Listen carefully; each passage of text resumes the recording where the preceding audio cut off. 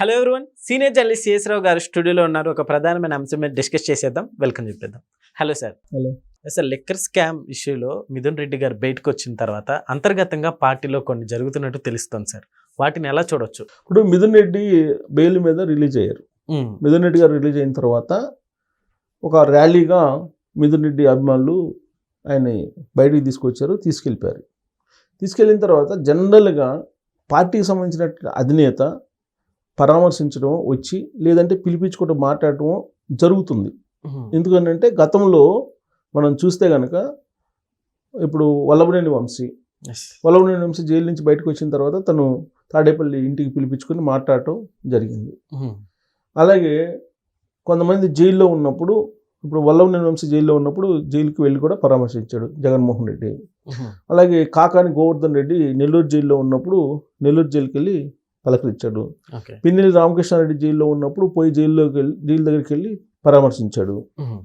వైఎస్ఆర్ కాంగ్రెస్ పార్టీకి సంబంధించినటువంటి లీడర్లు ఎవరు అరెస్ట్ అయినా కానీ జైలుకి వెళ్ళి పరామర్శించడం, లేదా బెయిల్ మీద వచ్చిన తర్వాత పిలిపించుకుని మాట్లాడటం ఏదో చేస్తూ ఉన్నారు.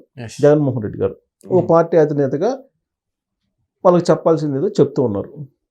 అయితే మిథున్ రెడ్డి గారి విషయంలో, అలాగే చెవిరెడ్డి భాస్కర్ రెడ్డి గారి విషయంలో డిఫరెంట్గా కనిపిస్తుంది పరిస్థితులు. ఇప్పుడు చెవిరెడ్డి భాస్కర్ రెడ్డి అరెస్టు అయిన తర్వాత ఇప్పటి వరకు ఆయన జైలుకి వెళ్ళలేదు పరామర్శించడానికి. అలాగే మిథున్ రెడ్డి జైలుకి వెళ్ళిన తర్వాత వెళ్ళలేదు. మిథున్ రెడ్డి బెయిల్ మీద బయటకు వచ్చేసారు. బయటకు వచ్చిన తర్వాత అయినా పిలిపించుకొని మాట్లాడినటువంటి దాఖలాలు లేవు. అయితే జగన్మోహన్ రెడ్డి గారి వైపు నుంచి ఏం లేకపోయినప్పటికీ మిథున్ రెడ్డి గారు ప్రెస్ మీట్ పెట్టి 2 రోజుల క్రితం మళ్ళీ జగన్మోహన్ రెడ్డి గారిని మేము ముఖ్యమంత్రి చేయాలనుకుంటున్నాం, ముఖ్యమంత్రిగా చూడాలనుకుంటున్నాం అని మాత్రం ఆయన చెప్తున్నాడు. మరి అటువైపు నుంచి ఏమీ లేకుండా ఇటువైపు నుంచి జగన్మోహన్ రెడ్డి గారికి మేము విధేయులమే అనేటువంటి సంకేతాలు ఇస్తూ ప్రెస్ మీట్ పెట్టినట్టు కనిపిస్తుంది ఆయన వ్యాఖ్యలను బట్టి. ఓకే, అసలు ఏమన్నా తేడా వచ్చిందా వీళ్ళ మధ్యలో? తేడా రాకపోతే ఒక జైలుకి వెళ్ళి దాదాపు 70 రోజుల పాటు ఉండి బయటకు వచ్చినటువంటి లీడర్ని సహజంగా ఎవరైనా పలకరిస్తారు కదా. కానీ పలకరించడానికి జగన్మోహన్ రెడ్డి గారు ఇష్టపడలేదు అన్నట్టుగా వైఎస్ఆర్ కాంగ్రెస్ పార్టీలో అంతర్గతంగా జరుగుతున్నటువంటి ఒక చర్చ. పోనీ ఫోన్లో ఏమన్నా మాట్లాడారా అని అంటే అదేమో చెప్పట్లేదు ఎవరు. అటు మిథున్ రెడ్డి చెప్పట్లేదు ఫోన్లో మాట్లాడారని. ఫోన్లో ఒకవేళ మాట్లాడి పరామర్శిస్తే కనుక ట్వీట్ చేయటమో లేదంటే ఏదో ఒక రకంగా బయటకు వస్తుంది. అది రాలేదు. అంటే గ్యాప్ ఏదో కనిపిస్తూ ఉంది అనేది మాత్రం వైఎస్ఆర్ కాంగ్రెస్ పార్టీలో అంతర్గతంగా జరుగుతున్నటువంటి చర్చ. సో నిప్పులేంది పొగ అయితే రాదు కదా. ఎందుకు ఇలాంటి పరిస్థితి నెలకొంది అనే దాని మీద ఇంకొక స్టెప్ వేసి కొంతమంది ఆ పార్టీలో వాళ్ళే మాట్లాడుకుంటున్నటువంటి అంశం ఏంటంటే, ఈ మధ్యకాలంలో జైలుకి వెళ్ళిన తర్వాత మిథున్ రెడ్డి గారు రాజకీయ పరిణామాలు మారిపోయాయి. ఈ క్రమంలో బీజేపీకి ఏదో దగ్గర అవుతున్నారు పెద్దిరెడ్డి రామచంద్రారెడ్డి అండ్ టీమ్. అంటే వాళ్ళ కుమారుడే కదా మిథున్ రెడ్డి. సో వీళ్ళు బీజేపీకి ఏదో దగ్గర అవుతున్నారు అనేటువంటి సింటమ్స్ తాడేపల్లికి అందాయి. ఆ కారణంగా వీళ్ళని దూరంగా పెడుతున్నారు ఉద్దేశపూర్వకంగానే అనేటువంటిది ఒక వర్షన్ వినిపిస్తుంది. రెండవ వర్షన్ ఏంటి?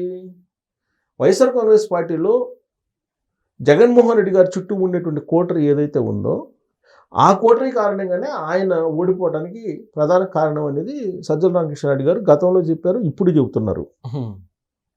ఆ కోటరీని దూరంగా పెడితే మళ్ళీ నేను పార్టీలోకి వచ్చి జగన్మోహన్ రెడ్డి గారిని మళ్ళీ ముఖ్యమంత్రి చేయడానికి ప్రయత్నం చేయడానికి కూడా నేనేం వెనకాడిన అన్నట్టుగా ఆయన మాట్లాడారు పరోక్షంగా, ప్రత్యక్షంగా కాకపోయినప్పటికీ కూడా.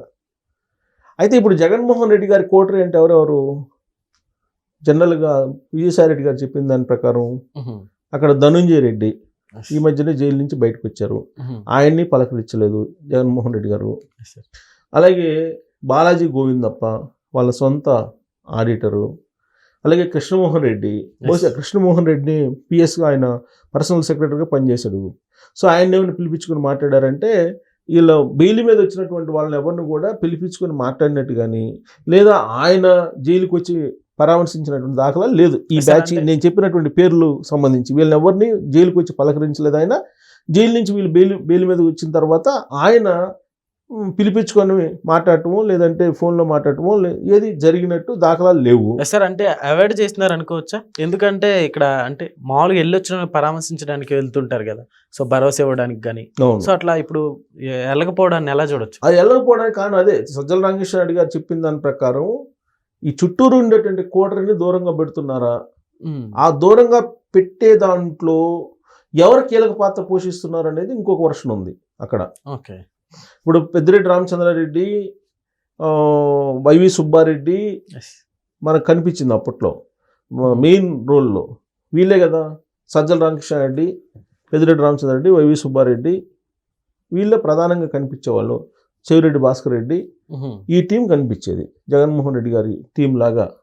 సరే అక్కడ ఆయన క్యాంప్ ఆఫీసులోనేమో ధనంజయ రెడ్డి ఈ టీం కనిపించేవాళ్ళు. ఇప్పుడు వీళ్ళని దూరంగా పెడుతున్నారా, వీళ్ళ కారణంగానే క్యాడర్ దూరం అయిపోయింది అనేటువంటి ఉద్దేశంతో. మరి అది నిజం అనుకుంటే సజ్జల రామకృష్ణారెడ్డి దగ్గరగానే ఉన్నారు కదా. సజ్జల రామకృష్ణారెడ్డి గారు అయితే జగన్మోహన్ రెడ్డి గారి దగ్గరగా ఉన్నారు.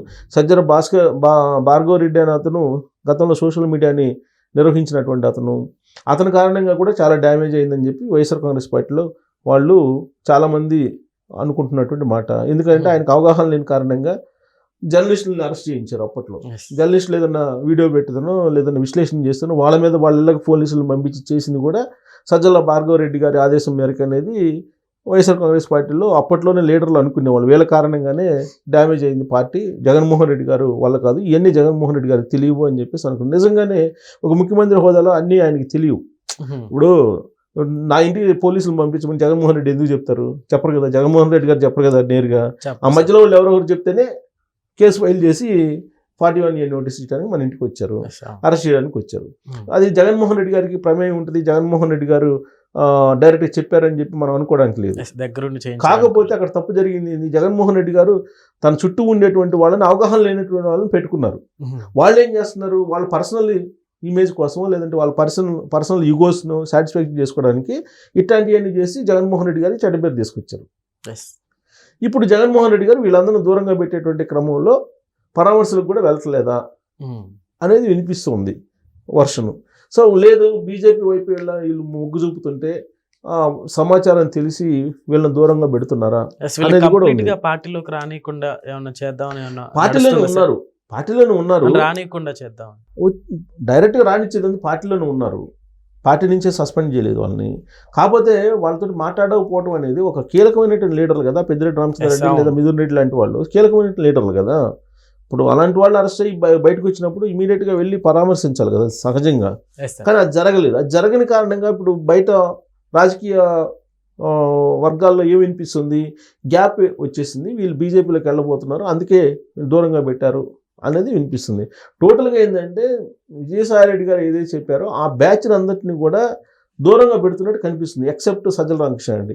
సజ్జల రామకృష్ణారెడ్డి గారు ఇప్పటికీ కూడా జగన్మోహన్ రెడ్డి గారు ఎక్కడ ఉంటే అక్కడ ఉంటున్నారు. ఆయన తప్ప మిగతా వాళ్ళందరూ ఆల్మోస్ట్గా దూరంగా ఉన్నట్టు కనిపిస్తుంది. దీని అంతటికి కారణం సజ్జల రామకృష్ణారెడ్డి గారు వ్యూహాత్మకంగా తనకు నచ్చినటువంటి వాళ్ళని దూరంగా పెడుతున్నారు అనేది కూడా ఇంకొక వర్షన్ ఉంది. తనకు నచ్చినటువంటి పర్సన్స్ని జగన్మోహన్ రెడ్డి గారికి ఇప్పటి నుంచే దూరంగా బయట ప్రారంభించారు. ఆ విషయంలో ఆయన సక్సెస్ అయ్యారనే వర్షన్ కూడా వైఎస్ఆర్ కాంగ్రెస్ పార్టీలో అక్కడక్కడ వినిపిస్తుంది. సో కారణం ఏదైనా కానీ కొంత గ్యాప్ అయితే వైఎస్ఆర్ కాంగ్రెస్ పార్టీలో ప్రత్యేకించి తాడేపల్లికను అక్కడ పొంగనూరుకి మధ్య గ్యాప్ ఉంది అని అనిపిస్తుంది. ఇంకోటి ఏంటంటే ఆ మధ్యకాలంలో జగన్మోహన్ రెడ్డి గారు ఒక సెటైర్ వేశారట వైఎస్ఆర్ కాంగ్రెస్ పార్టీ వర్గాల్లో చర్చలో ఉన్నటువంటి అంశం నేను చెప్తుంది. పెద్దిరెడ్డి రామచంద్రారెడ్డి గారు ఇన్ఛార్జిగా ఉన్నటువంటి అనంతపురం కానీ చిత్తూరు జిల్లాల్లో వాళ్ళు తప్ప మిగతా వాళ్ళు ఎవరికి వెళ్ళలేదంట. అది ఆ సీక్రెట్ ఏంటి అని చెప్పి అడిగారట పెద్దిరెడ్డిని. ఇప్పుడు పెద్దిరెడ్డి రామచంద్రారెడ్డి గారు ఆయన పెట్టినటువంటి మనుషులు కానీ ఆయన ఇంట్లో వాళ్ళు కానీ వాళ్ళు తప్ప ఎవరికి గెలవలేదు, మిగతా వాళ్ళు దాని సీక్రెట్ ఏంది అని చెప్పి అడిగారట.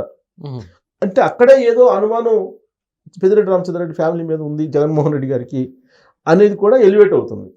సో కారణాలు ఏదైనా సరే కనిపిస్తున్నటువంటి పరిస్థితులను బట్టి ఏదో ఒక సంథింగ్ గ్యాప్ అయితే ఉంది.